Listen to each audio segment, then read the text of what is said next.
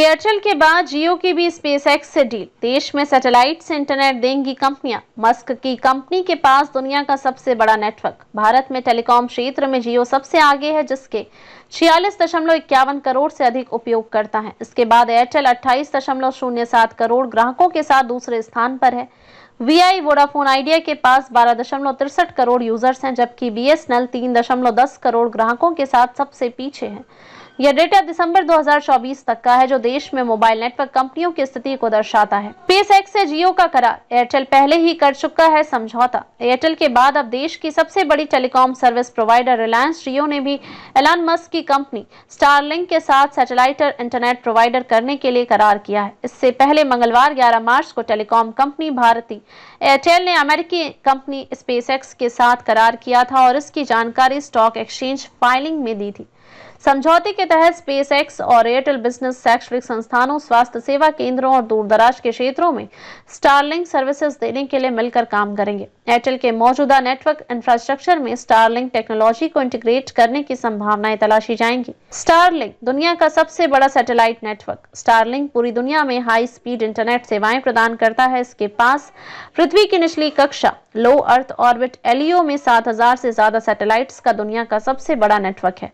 Starlink के जरिए streaming, online gaming और वीडियो कॉलिंग जैसी सेवाएं सुचारू रूप से की जा सकती हैं। स्टारलिंक से जुड़ी 6 अहम बातें। पहला, स्टारलिंक क्या है? स्टारलिंक 100 से ज्यादा देशों में सैटेलाइट कम्युनिकेशन सर्विस देती है। यह सर्विस स्पेसएक्स द्वारा संचालित 7000 लो अर्थ ऑर्बिट सैटेलाइट्स नेटवर्क से दी जाती है। दूसरा, यह मौजूदा इंटरनेट सेवाओं से कैसे अलग है? जियो और एयरटेल जैसी कंपनियां फाइबर ऑप्टिक्स और मोबाइल टावरों के माध्यम से इंटरनेट सेवा देती हैं, जबकि स्टारलिंक पूरी तरह से सैटेलाइट नेटवर्क पर आधारित है। यह छोटे उपग्रहों, ग्राउंड स्टेशनों और यूजर टर्मिनलों के जरिए काम करता है। तीसरा, स्टारलिंक की इंटरनेट स्पीड कितनी है? स्टारलिंक के सैटेलाइट्स पारंपरिक सैटेलाइट इंटरनेट सेवा की तुलना में धरती के करीब 550 किलोमीटर स्थित है, जिससे नेटवर्क की लेटेंसी, डेटा ट्रांसफर में लगने वाला समय बेहतर होता है। स्टारलिंक का दावा है कि वह 150 एमबीपीएस तक की स्पीड दे सकता है, जो फाइबर ब्रॉडबैंड से कम लेकिन पारंपरिक सैटेलाइट इंटरनेट से बेहतर है। चौथा, भारत में इसके आने से क्या बदलेगा? भारत के कई दूर दराज के इलाकों में इंटरनेट की पहुंच अभी तक सीमित है। सरकारी आंकड़ों के अनुसार मार्च 2024 तक ग्रामीण टेली डेंसिटी 59.1% थी। ऐसे में स्टारलिंक इन इलाकों में ऑनलाइन शिक्षा और डिजिटल स्वास्थ्य सेवाओं को मजबूत करने में गेम चेंजर साबित हो सकता है। पांचवा, क्या स्टारलिंक मौजूदा कंपनियों के लिए चुनौती बनेगा? स्टारलिंक और अन्य सैटेलाइट आधारित इंटरनेट सेवाएं पारंपरिक इंटरनेट कंपनियों के लिए प्रतिस्पर्धा नहीं बल्कि पूरक सेवा के रूप में काम करेंगी। हालांकि इसकी लागत मौजूदा ब्रॉडबैंड सेवाओं से अधिक है। स्टारलिंक के प्लान सामान्य ब्रॉडबैंड प्लान्स की तुलना में 7 से 18 गुना तक महंगे हैं। सरकार चाहे तो डिजिटल इंडिया योजना के तहत universal service obligation fund USOF का उपयोग करके कीमतों को कम करने में मदद कर सकती है। छठा, भारत में सैटेलाइट इंटरनेट का भविष्य कैसा रहेगा? भारत में सैटेलाइट कम्युनिकेशन का बाजार तेजी से बढ़ रहा है।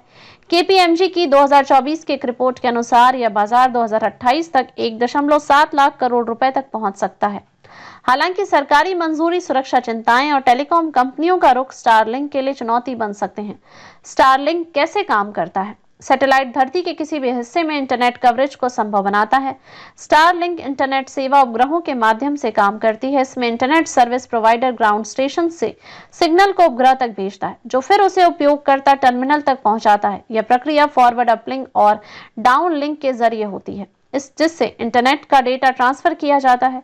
उपयोगकर्ता के स्थान पर लगा डिश एंटीना इस सिग्नल को रिसीव करता है और फिर इसे कंप्यूटर या अन्य डिवाइसेस तक पहुंचाता है। यह प्रक्रिया लगातार जारी रहती है, जिससे उपयोगकर्ताओं को निर्बाध इंटरनेट सेवा मिलती रहती है, भले ही वे दूर दराज के क्षेत्रों में ही क्यों न हो।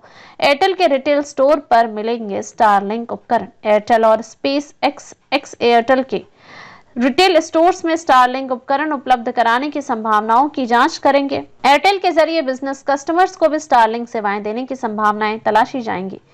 दूर दराज के समुदायों, स्कूलों और स्वास्थ्य केंद्रों को जोड़ने के लिए यह सेवा महत्वपूर्ण साबित हो सकती है। जियो बना देश का सबसे बड़ा टेलीकॉम ऑपरेटर। रिलायंस इंडस्ट्रीज ने टेलीकॉम, इंटरनेट और डिजिटल बिजनेस के विस्तार के लिए पिछले 5 वर्षों में लगभग 26,000 करोड़ रुपए का निवेश किया है। दिसंबर 2024 तक जियो 46 करोड़ वायरलेस ग्राहकों के साथ देश का सबसे बड़ा दूरसंचार ऑपरेटर बन गया है। जियो का नेट प्रॉफिट और ग्रोथ। अक्टूबर से दिसंबर 2024 तिमाही में जियो का नेट प्रॉफिट 14% बढ़कर बढ़कर 6,231 करोड़ पहुंच गया है। टेलीकॉम कंपनी का रेवेन्यू सालाना आधार पर 7% बढ़कर 28,338 करोड़ हो गया है। टेलीकॉम सेक्टर में प्रदर्शन का आकलन करने वाले एवरेज रेवेन्यू पर यूजर ARPU की दर 195.10 हो गई है, जो पहले 181.7 थी। निष्कर्ष, भारत में टेलीकॉम सेक्टर तेजी से बदल रहा है और अब जियो और एयरटेल जैसी बड़ी कंपनियां स्पेसएक्स की स्टारलिंक सेवा के जरिए देश में सैटेलाइट इंटरनेट लाने की दिशा में काम कर रही हैं। यह तकनीक उन इलाकों में डिजिटल क्रांति ला सकती है जहां अब तक इंटरनेट नहीं पहुंचा है। हालांकि स्टारलिंक की उच्च लागत और सरकारी अनुमतियों जैसी चुनौतियां अभी भी बनी हुई हैं, लेकिन अगर सरकार उचित नीति बनाती है तो यह सेवा भारत के डिजिटल भविष्य के लिए एक महत्वपूर्ण कदम साबित हो सकती है।